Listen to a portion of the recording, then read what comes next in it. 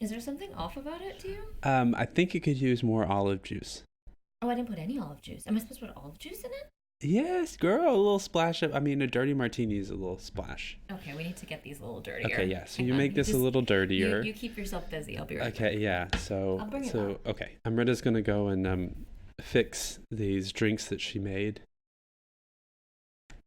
Didn't put any? I just didn't know. Turns out martinis are really easy to make because they don't have any real ingredients, but They're just 2 ingredients. Vermouth, dry vermouth. Dry vermouth. Which there is a difference between dry vermouth and... Wet vermouth. It's sweet vermouth. Sweet vermouth, that's right. I like how you chose the largest spoon in the smallest jar. You can't... I can't even... Oh my god. Oh my god, my cocktail mixing ambitions are so far thwarted. Oh, there's pits in these. Oh, there are pits in the olives. It's okay. God, It's okay. I've really made so We're many learning. We're learning. I'm your friend. I'm here to support you. Yeah, I'm gonna have to get the ones that are stuffed. I don't think you bought the right kind of olive. I didn't. The wrong kind of olive. I mean, delicious. We're learning and discovering together.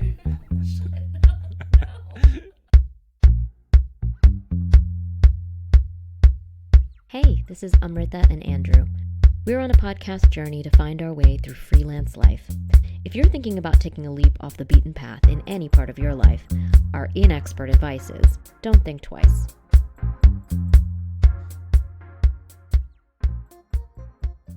It'll be a learning curve. Yeah, anyhow. For the new year. Anyhow. Yeah. We'll swiftly move Marker on to of this. But adulthood. I congratulate you on your first try. Thank you. Thank you. And again, I think it is a good drink. Mm-hmm. Presentation leaves a little bit to be desired. Again, it's a drinking glass from IKEA. Yes. With a sort of Loose. pink mauve. Is this mauve? No, colored? That's I would call that either magenta or fuchsia. Okay, yeah. This is a fuchsia tiki Man. Mm-hmm. Pick. Pick. It's a So, pick. Yeah. Anyway. No, I mean, I thought that was a It's pro. good. Room for improvement. Mm-hmm. But I'm very proud of you. Great. Thank you. Yeah, Thank and you. I can't wait to try that Manhattan. Well, that'll be on deck for part 2 of this conversation. Anyway, onward, upward. What is going on? So, we just had to do a little bit of exercise to get ourselves Oh my God, revved up, to even have a conversation with each other because we were so. I'm ready for bed. Yeah. I slept for 10 hours last night. Yes, it is part of the fact that we both suffer from seasonal depression. Right. Which is why we're going to Detroit next week. So yes, that is definitely a part of it, and the will to live and carry on through and be awake for an entire day grows increasingly difficult around this time of year. Granted. Right. However, we also had to mention that there was some sort of lunar eclipse tonight, which I'm told, basically, I don't know what that means. This is basically how a lot of astrology functions for me. I don't know what it means, but I always take that as an excuse to be really sleepy. If people I'm not sure that's what it. Okay. I mean, I don't know. I'm about to tell you. If people are oh, there's an eclipse, I'll be oh, good. I can just that means I'm supposed to be asleep right now and be guilt-free about it. I mean, if that is what an eclipse is, then sign me up. That's what I'm saying. Well, that's what I feel just about generally. I mean, we dabble in our tarot and astrology, as do many people right now. Right. And we dabble just like they do, which is without any knowledge. Casually. We take what makes us feel good. Exactly. Well, but I think that's everything. That's your Bible verse a day. That's your daily horoscope. Whatever. It's a little piece. That's of your wisdom meditation session. Exactly. Which you're doing every day. I am actually. I've done it for the past 9 days. I'll ask you how that's going in a second. Yeah. But what I was going to say about the astrology thing is you take what you find useful and you kind of leave the rest of it.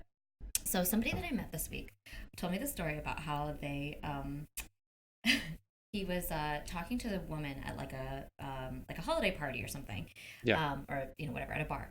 And they had a really, really nice conversation for a full 30 minutes or something. It was a really long conversation to have with a stranger. Right. And, things are going great, whatever. And then she goes, she asks him what his sign is. And he's like, oh, I'm a Gemini. And then she goes, I really don't have time for that. And then walked away. Just fully walked away. And and he was like, oh, did I do something wrong? I thought that she must be joking because that's such a weird, Yeah. You know, and so he was just kind of standing there, like, waiting for her to come back because they've been talking for, like, a full half hour. But no, that was literally it. She just said, I don't have time for that, and then just walked away and, like, never returned. And you know what she is? Crazy? She's a moron. Well, yeah, on one hand, I was like... He avoided something there. Oh, that is actually what I said. I was like, I feel like you're the one who really dodged the bullet. You won here. in that scenario.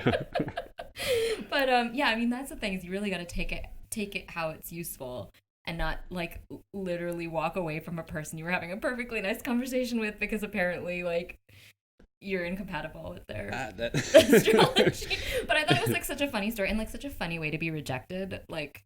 Oh, fully, yeah.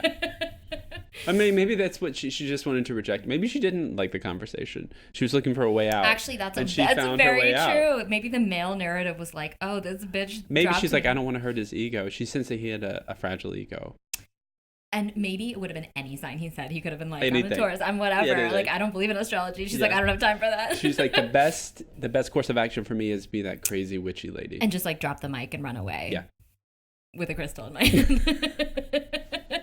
Anyway, I thought that was like a really great example. So weird. A great example of like not really using it to your best advantage. But yeah, well, I mentioned before that my YouTube is like littered with astrologers and whatnot. Yeah. That hasn't made it to print. Yeah, I've tried to change the algorithm on my YouTube. But the thing is, you like what you like. So on one hand, it's like that's actually legitimately what you want to see and what you do watch. But do I? You do, because it's not just astrology. Honestly, like I feel like if there was like a dowdy woman in the Midwest with like a bad haircut and like a sweater set, I'm here for it. And like she was just talking about anything, you'd be like, yes, Darlene, like yes. Let's hear it. Yes. But just because she happens to be at her kitchen table talking about astrology and what's in store for you, Capricorn, you're like, okay, great, like I'll take it. I am a sucker for ladies in the Midwest talking about something at their kitchen table. Like, I mean, I've known you to watch on YouTube, not just like it's similar, like weirdly sort of in the same genre, even though it's not at all. Like women who have like purchased something and like want to tell you about it. Yeah. Or have a complaint. Do you remember that woman that I followed for a while? The candles. Like the Yankee Candle lady. Oh no, never mind. I don't remember about her, but do you remember the woman I followed for a while? I didn't subscribe to this woman, but I did remember her name and look her up periodically. And she was part of some sort of pyramid scheme. Kind of many like not really a pyramid scheme, but like a Mary Kay or an Avon or like the skincare thing where you have like you throw like Tupperware party versions of Tupperware parties and you invite your friends and stuff. So she was like the district lead in like Peoria, Illinois or whatever. Sure. So she would come out with like quarterly. This sounds so stupid that I'm watching this, but she would come out with like the quarterly. Targets for all the team. And so she would put that, so she would make a YouTube video. But it's like, these are the new things that you can buy.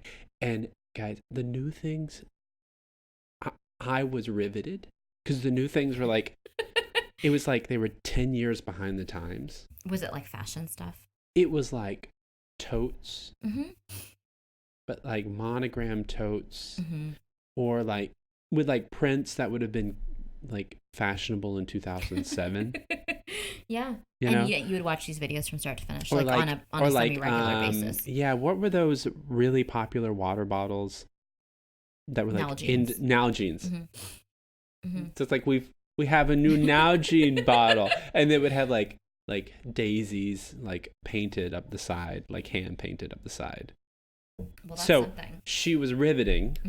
And she clearly recorded it in her apartment, which was like behind the Kroger, behind the CVS, on the side of the highway. Yeah. And like this is the type of thing. And that might sound mean of me, but she had a window that you could see like the highway in the background of the Kroger. So she was legitimately behind the Kroger. But like this is the type of thing that delights you. So like, I loved it. And you know why? I don't know why, but I wonder why. I don't know, like she was like real and genuine, like she was genuinely excited about it. And we've talked about this, Jenny, your friend, our friend Jenny. Hey, Jenny. Years ago, talked to you about coining this sort of like phrase or like king of the lima beans. Oh, yes. where in which like someone's very self-important about being in charge of something that's really dumb. right, it's a case of like completely losing perspective. Mm-hmm. And becoming so myopic in your outlook that like you become the king of the castle in this thing where everyone around you is like, what? It's like being the office expert on like the HP print scan function. Right. Like, and like running to fix the machine when Right. someone else is Right, like, right, no, right. I got it, I'm fine. They're like, you're like, no. The protocol is that like I'm the team lead. Like I do on it. The, yes, on Like the I know scanner. how to do it. Yeah. We find that, you know, the toner supply is really just like, you know, the performance is much better when I. So one of the qualities that I've thought about myself recently that has made it hard for me to work inside organizations before, follow me on this, is that I don't have the ability to care about anything. to become focused enough to not realize that on some extent what I'm doing is bullshit or like a waste of time or whatever. And I see you struggling with that, olive. You just ate. So bad. Just like, these are not even vaguely the kind of olives that go in martinis at all. I know it's not. It tastes like something. It's like very vegetable, like you know. It's like something that you would put in a Greek salad. Yes. Ugh. Yeah. Good try. Sorry. But when I worked at Chili's, there used to be a manager. It's like, team, we're a team, and I was like, I was like 16 years old. I was like, fuck you. Like, I'm here making whatever money I make on tips tonight. Like, I don't need to like invest in the organization. But watching YouTube videos of these people who are so invested, like genuinely, it sounds like I'm making fun of them, but it's actually I'm actually not making fun of them, because I feel like this woman who runs her little pyramid scheme in Peoria, Illinois, like she actually generally seems like a very nice woman, and she seems like she really cares about the people on her team, and she's actually excited about what's happening that season with her tote bags and her Nalgene bottles. It's funny. This is the first I've thought of a positive spin on King of the Lima Beans. It's usually something that I use when someone is like throwing around their weight about something really stupid. Yeah, but work. see, this woman, she lives behind a Kroger and probably a Cracker Barrel. And if she thinks too much about it, she's going to be on Oxy and meth. Okay? That's me. What? That's just me. No, but I'm sorry. We've traveled America together. Yes. There are a lot of communities I don't blame people who are suffering from the opioid epidemic, because we have done nothing to help people in the middle of America have any sort of interesting life. cultural. I'm sorry. Yeah. Is that not true? There are interesting people, and we've made them live in these isolated, uninteresting, sort of like soul-sucking world. So if Barbara in Peoria, Illinois can hang her hat on the pyramid scheme that she has developed to sell these things and to make a community out of it, I think that's what I'm drawn to. I find myself weirdly compelled by this argument. Although sometimes, like, all it takes is a really charismatic, like, storyteller. Because, so over Christmas, I met with some of my high school friends, which typically we'll do like a once a year, like, little catch up around the holidays, because we all happen to be at home, like visiting parents, whatever. So my friend has this thing that I am telling you is very seriously proposing this as a serious solution to political problems. Oh no! No, just hear me out, because I want to know whether you have any insight on this, or whether any legal eagles out there have any insight about this. I'm sure I don't, but essentially her proposal is to have this nonprofit organization where you pay people to relocate and become like a resident of basically like a red state. Okay. So you could think of it sort of like a Teach for America, or like a AmeriCorps or Peace Corps type of thing, where it's like young graduates really wanting to make a change, whatever.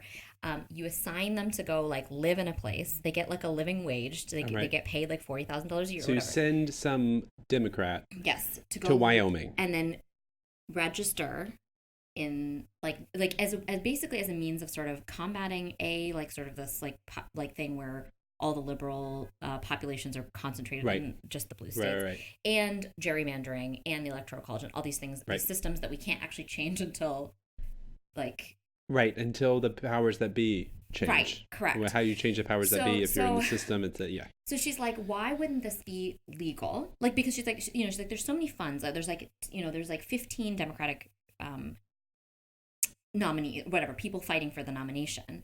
And they're all getting millions of dollars worth of campaign financing. Like, can we not just like coordinate, use some of those millions of dollars to pay people to do, like, they could be doing something. They could be like, registering voters. They could be like doing sort of campaign related tasks, but essentially having them register as residents of that state and vote how their heart tells them, but basically vote blue. So it seems, the thing is, like, it seems like it should be illegal. Like, it seems like this should be illegal, but I can't point to exactly why it would be illegal, because I was like, there's something about that smells fishy to me. But absolutely it's fishy, whether or not it's legal fishy. or not. No, it's fishy, but I'm just trying to say, like so basically the upshot of it is sort of like if you saw Wild Wild Country. Yeah. They went and like a cult went to, I mean, this is a bad parallel, but like, their strategy for getting change at the local government was to just get a ton of people to move there, right, legally register as residents of that, and then strong arm their way in. Yeah, that county.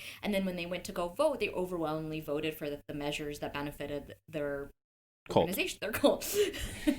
So, again, my poor choice of words aside, it's a similar principle, and I want to understand why. Okay. Yes. Okay. Yeah. I take that on, and I agree with you in that it just smells illegal. I said to her, like, I was like, I don't think that's right, but I can't explain to you why it's not right. Well, first of all, I'm not sure you can have a nonprofit status and be a political organization or whatever, so call it like you would have to be a PAC, right? But that aside, I throw this at you. Why do we, I'm registered as independent. Okay. But if you're registered as a Democrat, which I am, right? Why? It's so you can choose your representative. You can choose a Democrat. You put this theory to me before.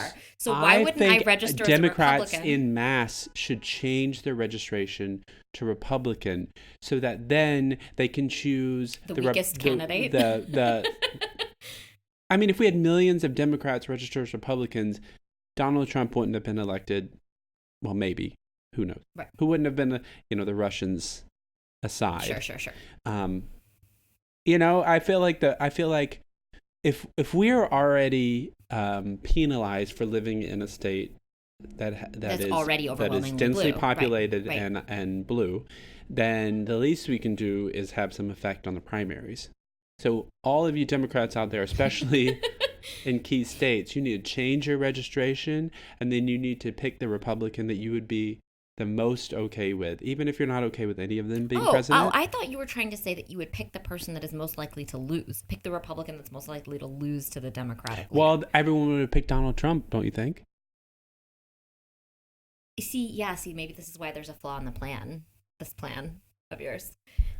Yeah, because the thing is, if I changed to Republican and I voted for the person that I thought was the most reasonable, the person I could most stand out of the Republicans, I would pick the most liberal of the Republicans. Right. But then, you might lose. The Democrat might lose, and then I've shot myself in the foot. But if I pick the least likely person that I really don't want to see, then that's like a weird reverse psychology thing. Because then what if they win? And then they win. Oh, damn. Yeah, back to the drawing board. Anyway, if we can think of Civil War it is. Okay, if anybody knows of any legal but morally squishy ideas send to it get to around us. This, yes, definitely. Memos at Susan. Tweet us. Even though we're highly irregular Twitter users. Susan, right? Also, if you could tweet us how to use Twitter, that would be great. Yes, we need a tutorial. We need a young buck to come, and that sounded weird. That did sound weird, but sure. We need a young gun to come and teach us how to use Twitter because we don't know how to use it. I mean, we know how to use it. I mean, I know how to write a tweet. But I don't know how to get somebody to read it. Well, partially we're not interested in it. No, I know. If someone out there is a real media whiz and would like to manage our accounts and grow our following, that'd be great. Just recreationally, No, just in your spare time.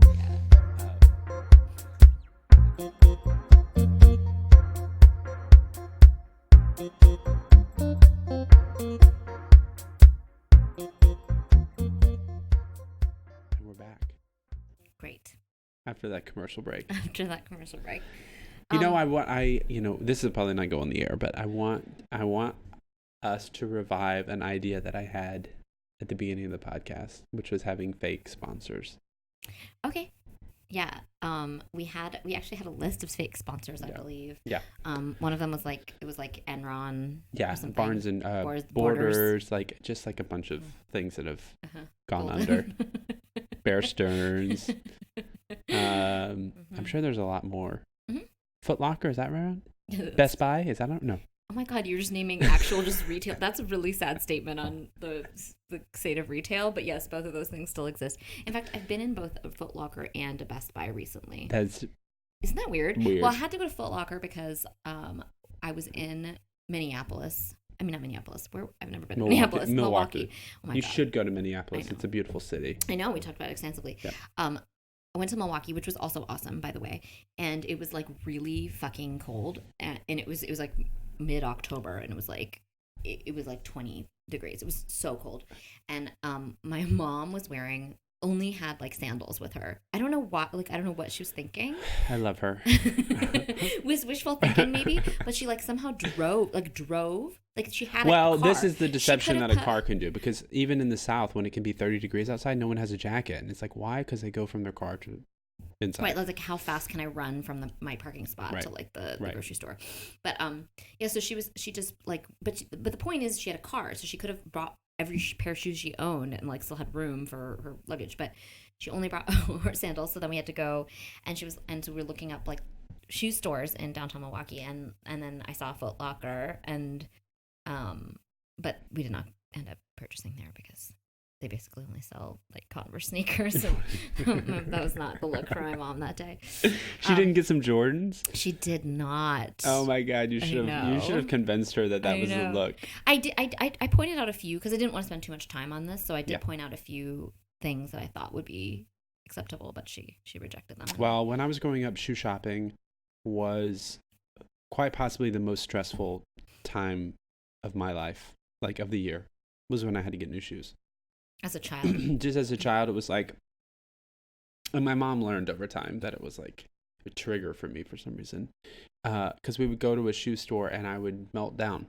I would have a full meltdown because there would be dozens of options. My brother would be fine, and I would be like, and my mom realized I needed to go somewhere where there was like 3 options.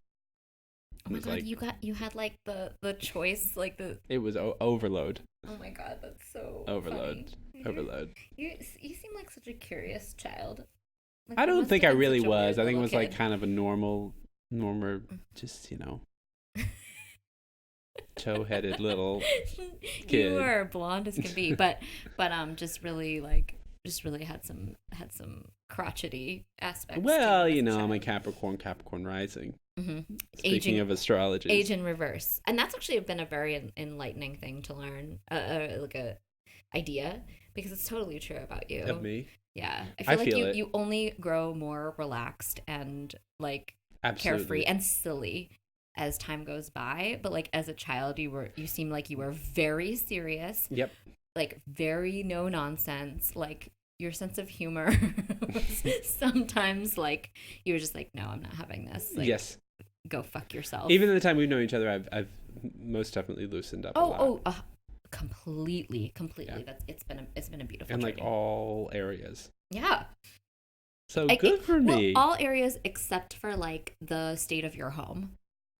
Well, some things are just, some truths are just truths, which is like you fucking clean up after yourself and you keep things clean. It's not just that, but it's about like having things at right angles. Like if there's like items that are out on your table, like, I'll sometimes just like reach out and like get a little, put a little askew, and you won't be able to like focus on the conversation until you reach back out and you're like, and put it back. But that makes me sound like that kind of person. In general, you're not. I'm just saying you're really moving away from that in other arenas of your life, and that physical sort of I agree with you, especially remains. in my home, and I look forward to cultivating that quality inside my home for the rest of my life, because what I want is For never a hair to be out of place. Well, look, I don't want to like raise children in a house where they feel like, oh, I grew up in this house, it was like a museum and we couldn't like do anything. We couldn't go in certain rooms and we couldn't, whatever. I'm not that way. What I am saying though is that I do like to have a lot of things, and I don't have a lot of things now, but my dream is to like have a home that is like very cozy and has like a lot of just stuff. Mm-hmm. But I do recognize that things need to be like in proper order for me. So in order for me to have a lot of stuff and in proper order, I just have to. There has to be a system. And there has to be a system. Yeah. Yeah. Like I like tchotchkes, but I don't like tchotchkes that have dust on them.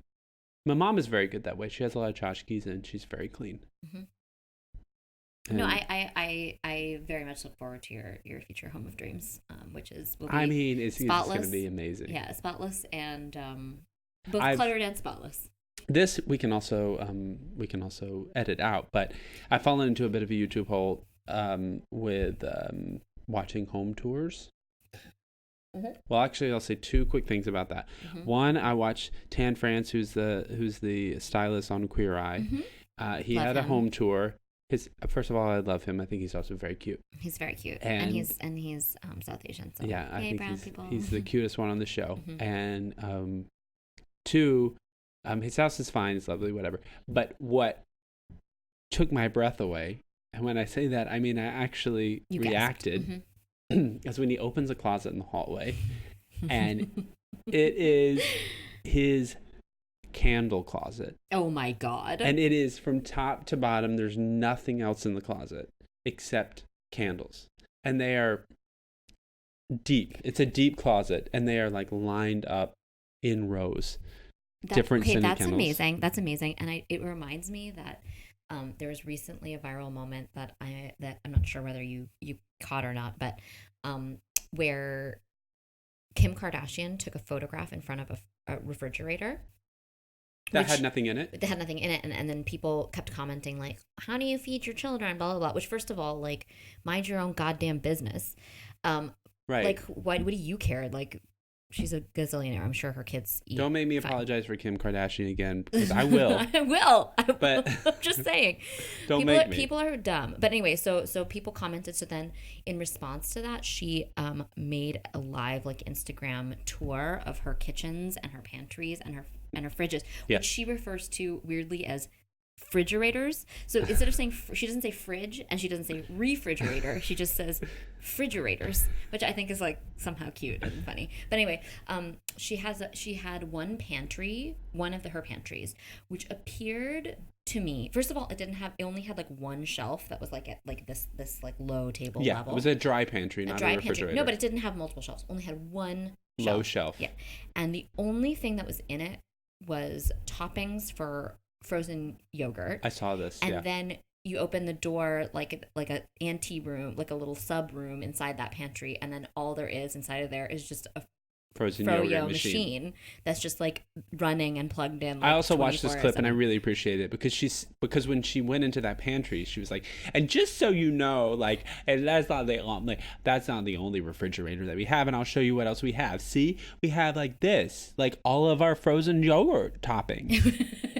And she's like, and I got rid of all my plastic. And she says it in a way that's like, oh, this, like, I'm so frugal. Like, see, I'm proving to you my kids have food. We have all these our frozen yogurt all these fro-yo toppings. So, but that was like one pantry that only had the fro-yo in it, and I love that so much. And I think, like, between having a fro-yo pantry and having a candle closet, like, I feel like I'm really getting a good sense of what my future, like, home of You would definitely have a fro-yo station. I would not have a fro-yo station. You could have something else, only because you don't like ice cream. Right. Yeah. What would I have, though? I can't have like a dessert bar of some kind. You could. That is dangerous, and I would never do that. Because you know what you would go too far. I've watched a lot of home tours lately. Mm-hmm. Some are small homes, some are very large homes. And the larger home you get, the more of these ancillary rooms they like tack on. Mm-hmm. That's like a cinema, Because, like, of course, you can't just watch a movie in the living room. You must go to, like, the cinema. And you can't just meditate in any You have to go to a meditation room, right? So, yeah. So, which is just, like, it's a lot of, like, energy. You have to, like, air condition and heat it, and you have to vacuum it, and you have to clean it. Oh, I thought you meant, like, just, like, psychic energy. That, too. But, but it got me thinking, okay, so if I have a home that is, I don't want a home that has all these, like, extra palatial, rooms. crazy, right? But also, I don't want to live in a tiny home because that sounds terrible. So if I'm thinking about a dream home where I can entertain, because in my dream home, I have people over. I think there are other people who have dream homes and their concept doesn't includes their family, but they don't necessarily want to have people over. Right. Which is totally reasonable and fine. I want to have a place that is not huge, but is also like very entertainment friendly, but I don't like open concept. So anyway, I also don't like open concept. It made me think of like, what is a room? Said the woman who lives in a studio. Well, you know, but that's open concept. Actually, this is like for a studio. This is not open concept. It's true. You can't see the kitchen from where you're sitting. You can't. Yeah. You can't see the bedroom from the living room. I mean, if I lean over like this, I can. Okay. And I can touch it. Like I can touch it if I like really like split it out. Yeah. But I was thinking to myself, what would be that room? What would be that one extra room I would add? Beyond living space, beyond like the pool. Like the equivalent of like Tori Spelling's present wrapping room. Right. That was, you know. The example. Like what is the one thing? Like my grandmother had a sewing room and the last few houses she had, which were like beautiful. You know what? That doesn't seem like a luxury to me, just saying. But yeah, and then my aunt has a craft room. What would be the room for me? Well, first of all, a music room I don't think is. I think also that's not like a luxury, necessary. but that's just so like, that's like having that a home is a caveat. office. That's not like a luxury. Of course, I want to have a piano, and we're talking about a frivolous room. A frivolous room. Yes, that's what we're talking about. I'm conflicted. Like one, I really want a solarium because it sounds so fucking fancy. It sounds so great. Yeah. But I also want like a wine cellar. Okay, those are not, you know, you could double your money and just put the solarium over top of the wine cellar. Oh, is that the solution? Yeah, it's a twofer. But I can't have a solarium and a wine cellar. Like, who am I? You know what I mean? Well, so I am picturing the solarium as basically like an indoor whole garden. Like there's going to be orange trees in there and stuff. Is that? Oh my God, that'd be amazing. Is that like not what you're thinking of? Okay, yeah, okay. Just want to make sure we're on the same page here. Yeah. And I would hang like Chinese lanterns from them. Oh my God, and they would open out into the pool and the living room so that when I had my parties, people could circulate. And have, yes. And maybe have a spiral staircase that goes down into the wine cellar that is all candle lit. How I feel about spiral staircases too, just the best ever. And it would be like a wooden spiral staircase. To give it the wine cellar its proper old world feel. Right. Yeah. But not old world Tuscan feel. I don't like that bullshit. Yeah. It's gonna be like a brick wine cellar, but like a not like a red brick, but like a handsome brick. Okay. Yeah, I know, I see you. This just the other day we were like, you know, I would just make such a good spouse to a rich person. I would. No, I think would too. Yeah, I would. Yeah. We would. Yeah. Legitimately. And what I said about me was that, what did I say about me? No, it was really good. The reasoning. Well, you said one is that neither of us, sorry to keep interrupting, is that neither of our love languages is like presents.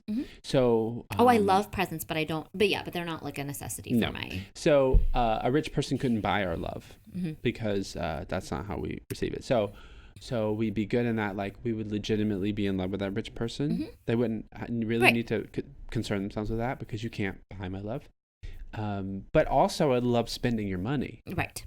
In like tasteful and fun ways, and we'd probably be good at like being really good like philanthropists too. Yeah, and we would like get the best seats to like all the like shows and things, and we could keep the social calendar full. We're really good wedding dates. Oh yes. Like I will go to a party that I don't know anyone. Oh, I love going to a party, and like that person can go and like. They don't need to drag me along anywhere. Trust me, I will find somebody, or I will not find somebody. I Drink will find alone in the open corner, bar, right? Or I'll find the crudité, or I will find or the cater waiter who wants to chat. Like, right. Or I'll find the producer and be like, how do you light this? What thing? is this? Who are you? Like, who's your family? Where are you from? Yeah, I mean, you ding me for that all the time when I'm like, oh yeah, well, give her a break. It's because her son died last year. And you're like, like, what? how do you know that? First of all, like This has happened like. Yes. You sometimes are much more of a humanitarian than I am. It's true. It's true. I can be very unforgiving. That is true. I'm not gonna. Don't defend me on that one. I don't deserve it. I don't deserve it. Like, I wanted to even just like, I know you're gonna think this is really boring, but I just want to like recap a little bit about like what we've been up to and stuff. You know. I mean, what have we been up to? You know, like. I mean, we're just like chugging along on all it's the like a things new that we year, do. but like we have like so many like lofty goals about big projects. We like, have a lot of big projects. We have a making lot a of short things that are finished. We are. We've finished, like, at this point we have basically like 2 really like nicely polished TV pilots done. We have like 2.5 more. We do, yeah. That are in various states of I mean, they're done, but like, we can return to. We have like, a renewed like live component to our things. Just like so many things happening. Not a lot of them involve like a really strong plan for financial return. But you know what? I have faith in You know what? Money is world. Just imaginary. Right.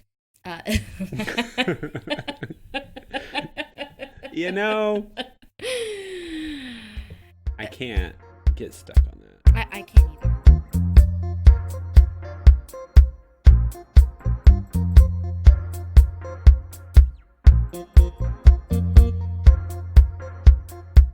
I have a very weighty emotional topic to broach with you. Okay. And I think it's gonna like provoke a response from you. So I just want you to be braced and prepared. Ready. I'm as braced as I can for a topic that I'm not. Let's talk about the DMV.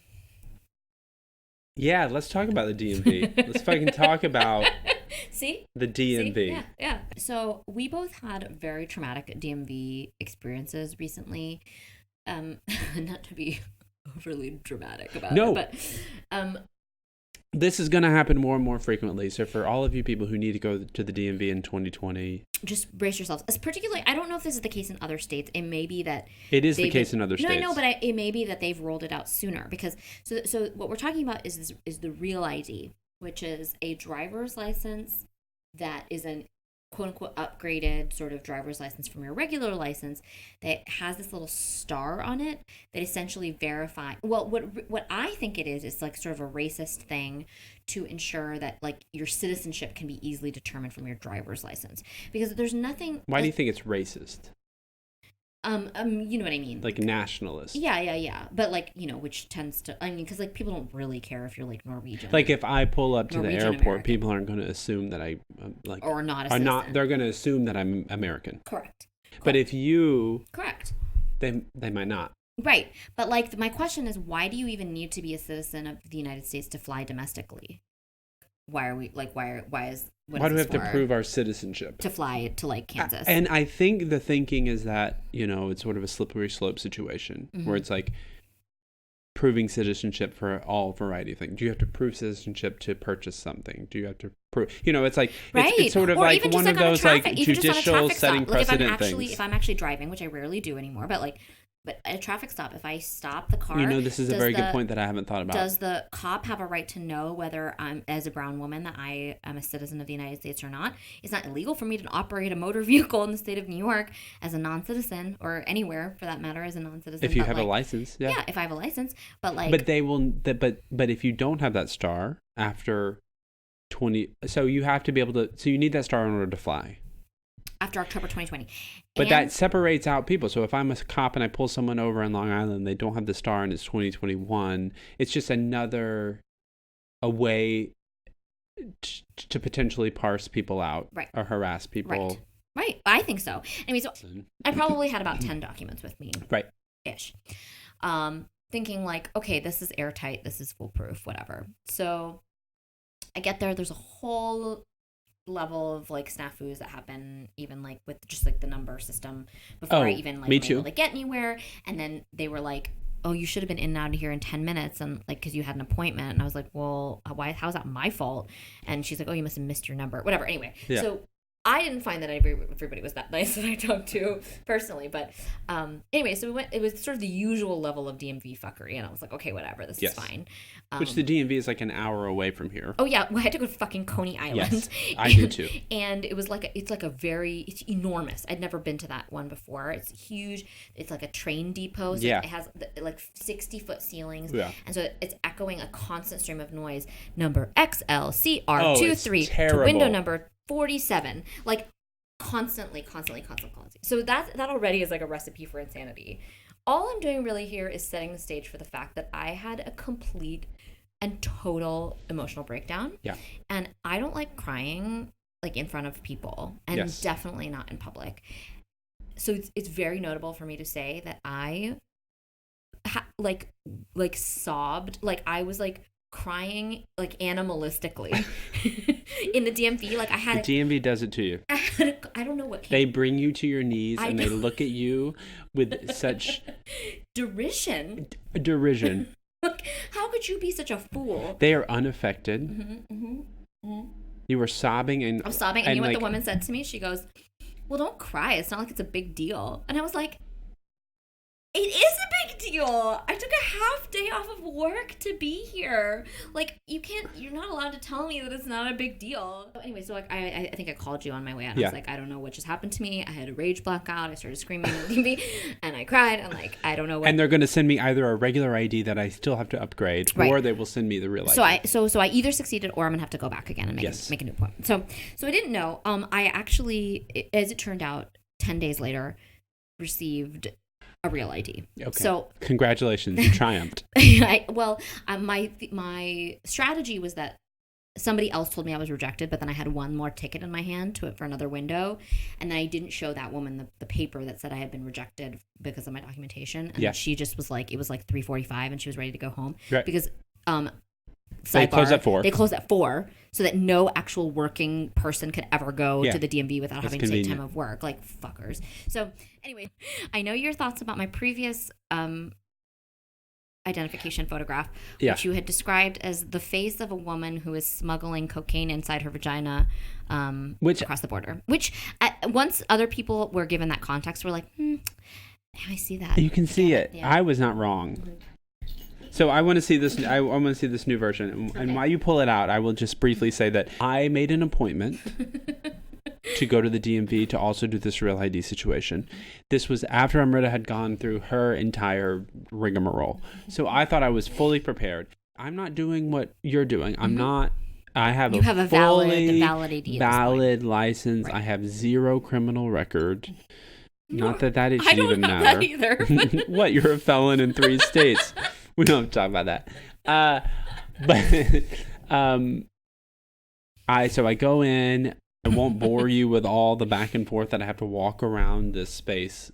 Which is enormous, by the way. Which is enormous. For like 15 minutes to be told over and over, well, no, you just cut in front of these people. Oh, yes. You just cut in front of these people. Yes, so there's no indication. So basically, like, you walk in front of this whole line of people like an asshole. If you have an appointment, you're apparently, quote unquote, supposed to cut the line. And I was like, well, how the hell was I supposed to know that? And do these people know? And then like now we've had like a weird situation where they're like, I'm a New York City resident for these many years. I'm not just the type of person who's going to like discard the system of standing in the line to get the thing. Right, this like, Guido in line. I'm not going to get into an altercation at the DMV.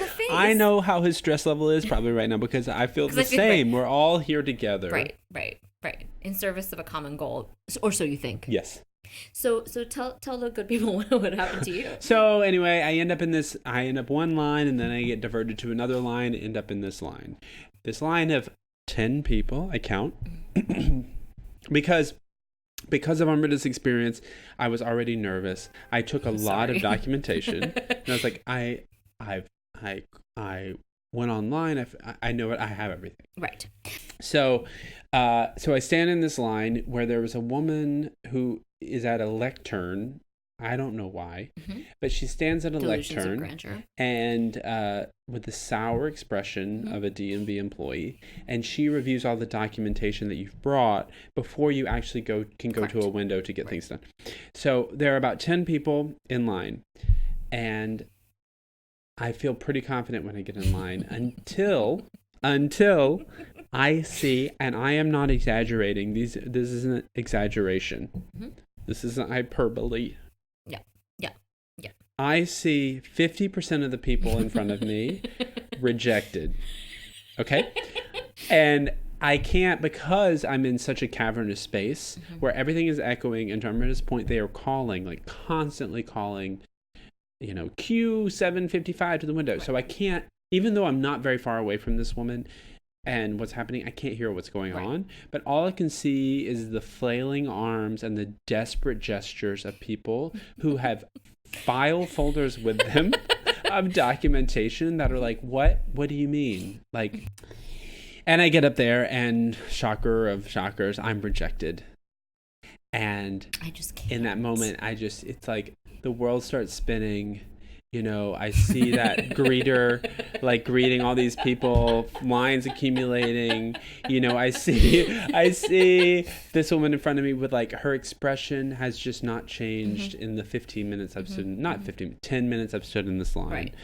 Her expression hasn't changed to anyone. People have fallen to their knees practically, and she's in like a cardigan and like some Target khakis, and like, it's like 2 p.m, and she just couldn't care less.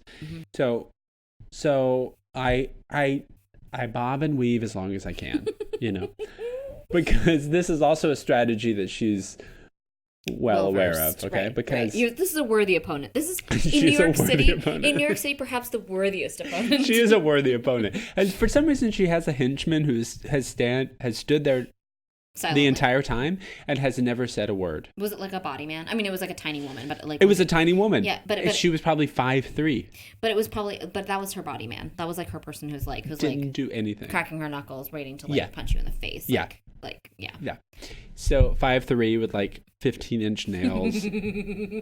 but she didn't have like an aggressive look about her at all. She had kind of like a, can you finish this up so we can smoke outside kind of thing. I lost the battle. The war is not over. I did not leave. Dear listener, I did not leave. So then I was like, do you have a supervisor? She's like, oh, you're going to do the supervisor thing. And I was like, I'm going to do the supervisor. Do you know what she said? What? No. So then I'm like, good on you. Because in her place, you would have said the same thing. Yes, I know. You've won that battle too. Okay, I'm still in this. I'm still here. I can do something. There was a woman I talked to at the very beginning who sent me over to this other woman. You know what? I'm going to go talk to that woman too, because she is behind a desk in a chair. Right. And she is not only in a chair, she's in like a regular height chair. She's not in like a bar stool chair, which is where most of them are. So that must mean that she's important or old. Right. And either that probably means both. Right. Either way. So I'm going to go talk to her. She's like, oh, okay. Well, the reason, the problem is we don't have the confirmation of your birth date. And so I said, okay, well, I have a full color resolution. And she says, well, yeah, but we can't scan a scan. To which point I said, so you need my original passport so that then you can scan for a high resolution color scan. That I have a high resolution color scan with my passport. But you can't scan the scan. You can't scan the scan. So that's the problem, because she told me it was a verification of the birthday. And then she was like, well, it's like I can't scan the scan. So this is where the road ends. So basically, this is where the road ends. Because how do you argue with that? At this point, I'm sort of exhausted. It's also very hot in that room. Yes. Oh my God, I was sweating like a whore in church. But I couldn't decide whether it was that I was like actually the proverbial whore in church, because I was just like I felt like nervous about my unpreparedness or something. No, or, like, it was really hot. Did you feel this way? Let me ask you. Did you feel like you were trying to prove your citizenship to people? No, like I felt like no one believed that I was anything. Like that I was like. I felt like I was trying to prove that I was an American citizen. Oh, not even that I was a citizen. I didn't feel like I was trying to prove that I was a citizen. I did fully. I felt like I was trying to prove that I was who I was saying that I was, which, citizenship aside, that I was just like, oh. Well, maybe that's more accurate. That it was just like, even if I had this entire stack of documents, like any other entity, like in America, would accept that I am who I say I am. And so I was having like an existential crisis in a way that the DMV was like, even presented with incontrovertible evidence of your identity, how do we know you are who you are? And I was like, you know what? Maybe you're right. How does anyone know who we are? We're no one. No one is anyone. In fact, since the first time I got my driver's license, all of the cells in my body have replaced themselves. So I'm actually not the person that you first met. So then I'm falling into a tailspin, and then this is how you end up shrieking and sobbing in front of a bunch of strangers in the middle of the day on a Wednesday. So I decided to change tack, and I was like, you know what? Thank you for your time. And then this woman like leans over to me, and she's like, come here. And she's like, if you think it's bad now, just wait until next year. And then she was like, oh, and by the way, don't come back here. Go to the Chambers Street Financial District DMV. That is, no one goes there. So hot tip. She's like, don't make an appointment. Just show up in the morning. It's going to be fine, baby. And I was like, okay, first of all, I'm always endeared by old women who call me baby. Mm-hmm. That's the Southern boy in you. So you've immediately made it better mm-hmm. for me. Mm-hmm. And we had this moment, and I was like, I just want to thank you for your time, and I hope you have a great holiday. And she was like, you know what? She's like, I'm happy to give you my time, and you have a great holiday too. So it ended up fine, because I was like, this person is not, you know. You know what? You are making it sound like you're such a fucking saint right now, and you are. Look, you are. No, I guarantee you. No, I was you give me this livid. But you were livid, and I just want you to know that when you texted me after this experience, you literally told me, like, straight up, you said, I can't talk to you right now. Yeah. I'm too angry to even tell you what happened. Yes, I was. That is what you said to me. I was. You were like, I am so angry that I cannot even. You're a really good person. And I think now is the time. But I was very angry. Now is the time that I show you the face of desperation. Okay, time has come. Okay, so we spent too much time talking about my story, but let me see. This license may as well be gold. Let me take another drink before. Don't bend it. Don't touch it. Don't break it, because this was a very hard one. But this is the face of a woman in total desperation. I can't wait. So I've never seen this before. Okay. This is a new one. Oh, baby. I'm going to be honest with you. It's a bad photograph. Yeah. You don't need to like spare my feelings here. I have no neck and 4 chins. You have 0 neck. I don't know what happened. It was a time of stress. My head does retreat into my body when in times of great stress. And I mean, you never had like a swan-like neck. You know, that's just not how your body's built. True. I know, it's a great regret of my life, but why? No, you're gorgeous. No. But this photo isn't gorgeous. You know? Isn't it a lot? Oh my God. This isn't how you look. Thank you. I mean, this is how you look when you spent 2 hours in the DMV and you've cried to a stranger. You know what we should do? Yes. We should somehow form a glam squad company at DMVs everywhere. Oh, yes. We could just go and do touch-ups really quick. Yes. Yes. And it's like $5. Oh, I love that. You know, it's like very cheap. And all they do is like give you a little this, give you a little that, zhuzh your hair a little bit. Some highlighter, a little like hairspray, a little like... And then in case, you know... A dickie. Yes. Did you ever, like in... Is that like, what you were about to say? Well, when I took my senior year yearbook photo, they like had like a dickie tuxedo thing you put on top, you know? Or like a dress, like for women, it was like a dress that it was just like a bib that you Velcroed on. Do you know what I'm talking about? Yes. That is what a dickie is, actually. Yeah. Yes. So you were wearing a t-shirt, but then your photograph, it looks like you're wearing a tuxedo. Right. But it's really just like a polyester sewn together. Right. So it'd be a DMV glam squad where they put maybe some lipstick on you, some mascara, and then they give, if you don't like what you're wearing, they have some dickie options. Oh my God. Here for it.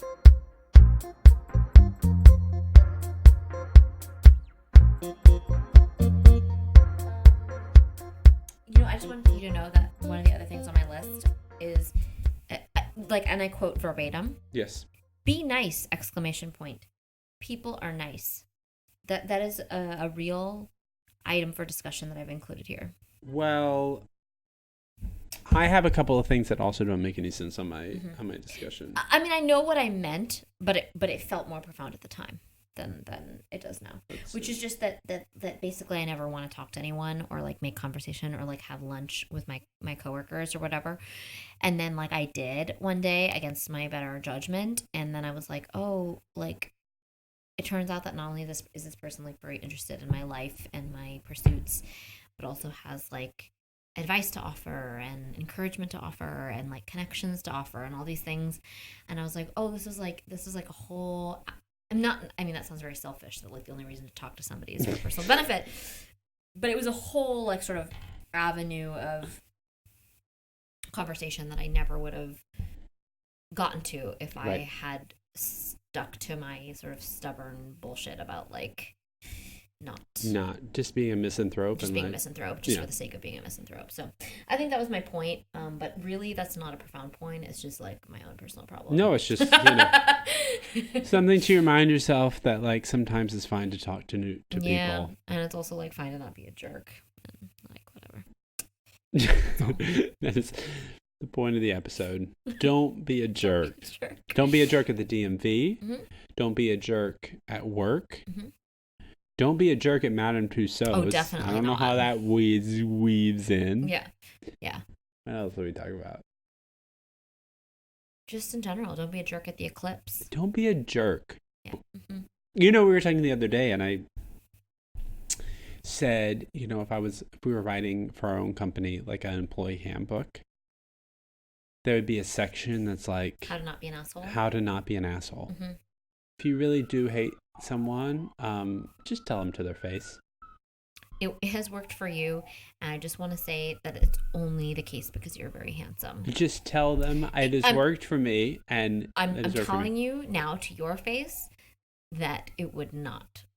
Like, look at this person and from my license photograph. Look at this person in the face and say that if this person approached you and was like, you know what, I just really hate you and you hate me, but we're just going to have to work together. It wouldn't work. It works because of who you are and who your face is. If you're talking about me, I'm going to disagree with you on that, because this is what I will say. Mm-hmm. At 25 years old, I was told I was toxic in the workplace. Was I not? That was in a professional setting, in a like a workplace review with your boss. Yes. Yes. So I was told I was toxic. Sweetheart, you're so not. Oh, I didn't believe it then. I don't believe it now. But the point I'm making is that if I work with someone and they were to tell me that they hate me, like I'm not genuinely not offended. Like I might be curious on why they think that, but I'm not shattered. It's very evolved of you. You know, I'm still working on that in my. I'm really not. It's really? You think so?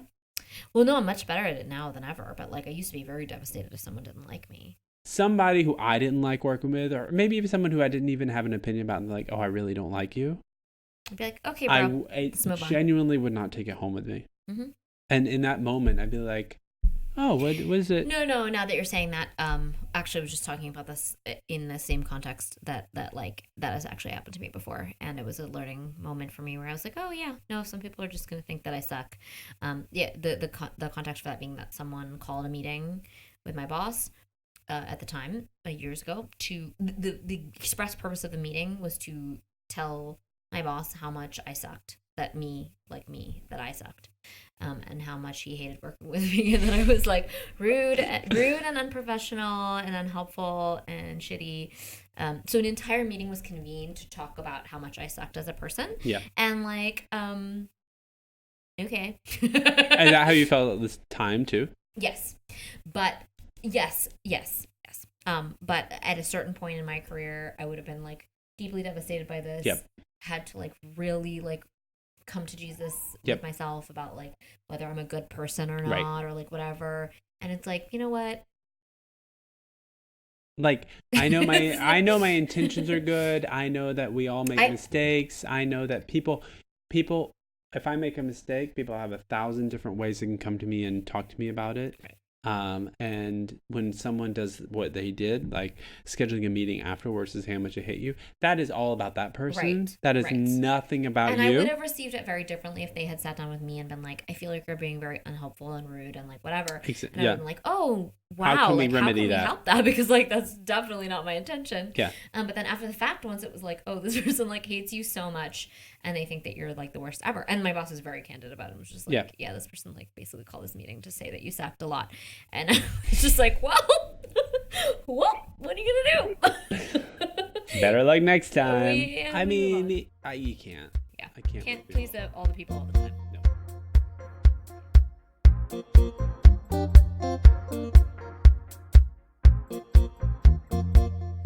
You can subscribe to us anywhere you listen to podcasts and find us at vjandstevens.com. That's VIJAY and Stevens with a PH. We're working on some scripts and some fun new live projects. You can find us at VJ and Stevens on Instagram, and our assistant Susan now tweets at Memos from Susan.